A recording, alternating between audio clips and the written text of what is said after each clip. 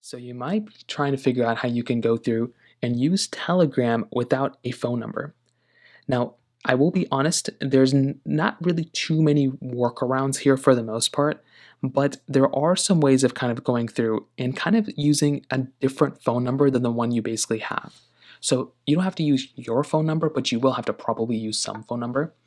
To start off with, number one, when you're going through and setting it up, when it asks you for your phone number, it doesn't have to be your particular number. You can go through and use a different type of options.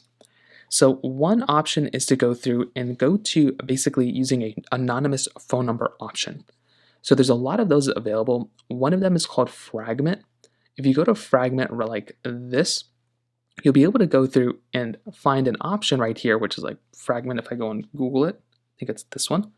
A lot of these options will go through and you can go through and like buy a random phone number or random account, and you can try setting it up that way. This isn't the best way. This is like a paid way, but that's an option that you have that I've seen before work. Another way you can do it is to use a virtual phone number. So what you can do here is you can go into your app store and you can search up for something like a text-free number. So you can go through and type in like text-free, and you'll be able to find a lot of free options of kind of going through and getting a phone number kind of into your particular, Telegram supported device. So that is an option. You can download an option or download an app like text free. You can get one of these applications kind of in here. It's like a burner phone number. And then from there, you can get it to work. You can get free calling and texting. And then you can just use that number to log in and sign up within Telegram.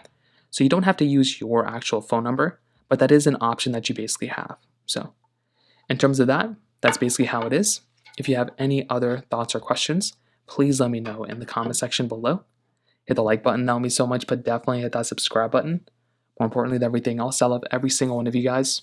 Hopefully I got you guys in the next video. Peace out till then.